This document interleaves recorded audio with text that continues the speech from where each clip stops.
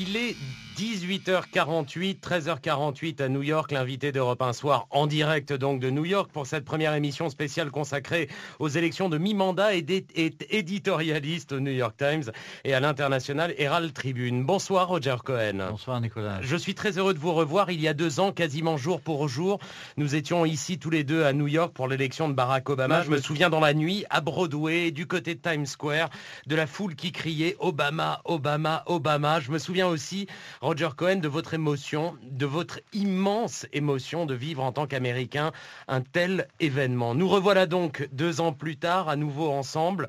Quel est votre état d'esprit aujourd'hui ? Aujourd'hui, Nicolas, je suis un peu déçu. C'est vrai que c'était un moment d'énorme espoir, peut-être d'espoir exagéré, mais c'est la fin des années Bush. Un homme noir pour la première fois à la Maison-Blanche, un grand signal d'ouverture de cette société américaine. Mais on a vu à ce moment-là, on avait pensé que le président Obama était un homme passionné, si vous voulez. En fait, on a découvert c'est un homme d'une certaine froideur. Donc, je crois qu'il y a une déception au niveau personnel, qui n'a pas pu montrer suffisamment d'émotion pour mener ce pays qui souffre d'énormément de problèmes. Et puis sur la politique même, ça a été un peu confus quand même. Confus, difficile, le contexte aussi explique un peu les choses, on va y venir.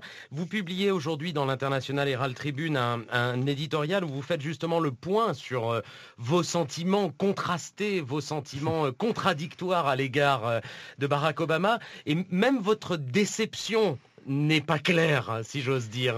Non, c'est pas clair, c'est très dur. Il y a des voix qui s'affrontent en vous. Voilà, c'est ça, parce qu'on se dit quand même, avec 2 guerres, l'Irak, l'Afghanistan, avec le désastre économique de septembre 2008, quand même les problèmes étaient absolument énormes. Donc d'un côté, on dit, il fait ce qu'il peut.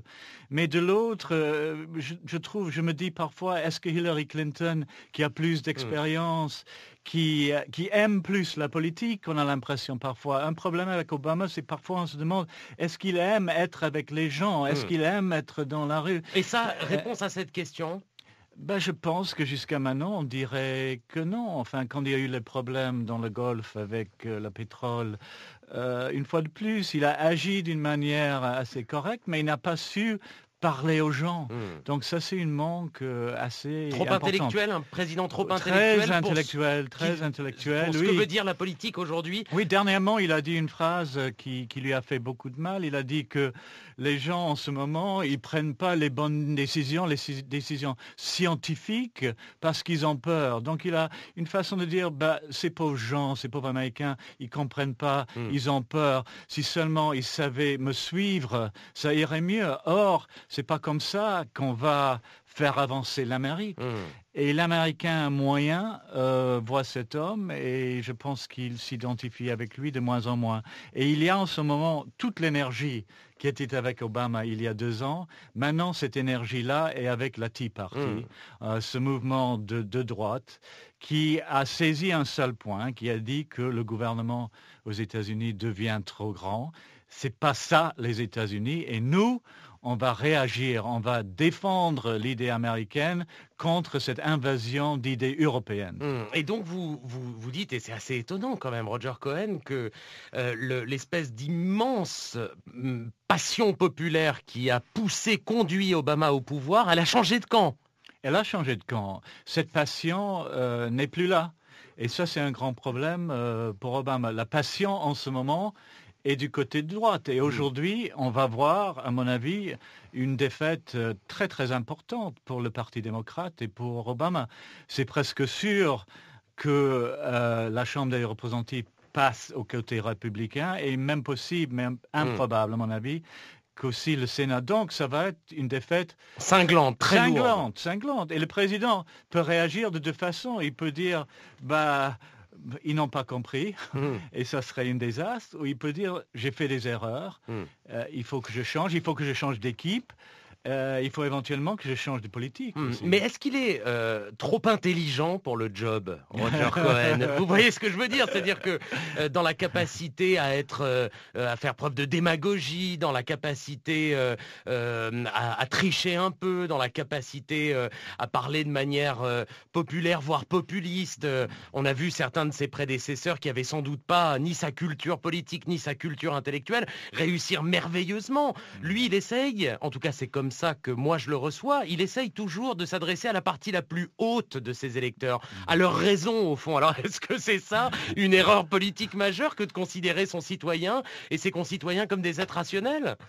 C'est sûr que l'Américain se méfie de l'intellectuel et qu'un président comme Reagan, qui n'avait pas sûrement l'intelligence d'Obama, avait une intelligence quand même émotionnelle beaucoup plus sûre.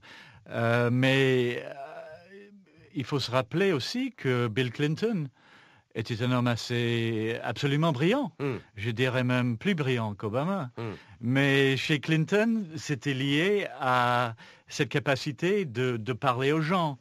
Et je pense qu'il y a eu une illusion quelque part, parce qu'on voyait un homme noir avec un nom un peu étrange, qui avait été élevé en partie en Indonésie, à Hawaï. Et on se disait que cet homme-là, c'est un outsider, c'est quelqu'un qui vient de dehors, donc qui porte une nouvelle énergie, quelque chose de différent. En fait, Obama, il vient d'où? Il vient des institutions élites des États-Unis. Il vient de Columbia, il vient de Harvard, il était à une école privée à Hawaï. Donc il vient du cœur. Oui, il vient du système et il s'est entouré à la Maison-Blanche un peu de ce qu'on appelle ici des brainiacs, c'est-à-dire des gens avec des cerveaux énormes. Oui, trop énormes, disons, et parfois accablants. Donc, je pense qu'il a besoin des gens un peu plus autour de lui qui agissent. On lit dans la presse des critiques très dures de sa garde rapprochée, de l'équipe qui l'entoure et qui lui a permis d'accéder au pouvoir, qui étaient toujours décrits comme des génies, des grands stratèges, etc.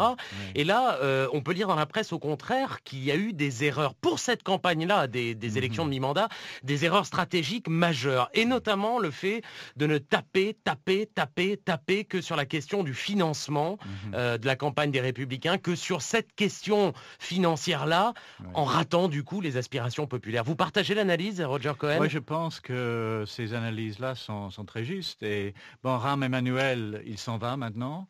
Et je pense qu'il faudrait vraiment un changement d'équipe assez radical. Écoutez, à la fin, qu'est-ce qu'il faut pour Obama, Nicolas? Il faut une relance. On n'a pas eu la relance économique, ça n'a pas marché. On a dépensé 787 milliards en stimulus fiscal et on a toujours un niveau de chômage européen, c'est-à-dire presque 10%. Et même en Europe maintenant, c'est plus bas que ça. Donc, il faudrait que la politique économique soit repensée. Il y a Larry Summers aussi qui s'en va. Donc, il y a des possibilités là pour Obama, mais il doit trancher, il doit décider dans quelle direction il va aller. Si la raclée qui se profile pour les démocrates se confirme demain, on verra ça demain, après le vote, à quoi peuvent ressembler les 2 ans qui restent à Barack Obama à la présidence? Il y en a qui disent qu'il sera un canard boiteux, un lame duck, et c'est vrai que sa marge de manœuvre sera plus petite. Mais il faudrait justement, parce qu'il parlait d'être un président bipartisan au début, qui voulait agir avec les républicains. Mais en fait, dans les gestes, il l'a pas fait. Je parle à beaucoup de gens qui disent qu'ils ont fait des faveurs pour Obama ou des choses et qui n'ont pas reçu un mot de merci. En fait, dans ces petits gestes, il a vraiment manqué. Donc, je pense il va être obligé d'essayer de trouver des points de rencontre. Et s'il réussit à faire ça, c'est possible qu'il arrive à relancer l'affaire. Vous savez que Reagan, à mi-terme, avait une situation assez désastreuse. Et comme l'économie s'est relancée par la suite, 2 ans après, il a été réélu. Oui, et la Tea Party aussi pose des problèmes assez sérieux au Parti républicain. Oui, c'est ça. Parce que la Tea Party, peut-être plus qu'aux démocrates. Oui, les républicains doivent décider, on va intégrer les gens de la Tea Party et est-ce qu'on peut gagner une élection sur cette position-là très à droite Ou est-ce qu'éventuellement on ne peut pas faire ça? Et là, il y a le danger que la Tea Party devient une troisième partie, ce qui, un peu comme en Angleterre dernièrement, on voit vraiment un changement radical de toute la situation politique. Donc, après l'élection, la Tea Party qui a été tout à fait positif, disons, jusqu'à maintenant pour le Parti républicain, peut devenir un problème. On y revient, Roger Cohen, dans quelques minutes. C'est une émission spéciale d'Europe un soir en direct de New York. Il est 19h dans 2 minutes. Le journal de Maxime Switek. Retour à New York vers 19h10. À tout de suite.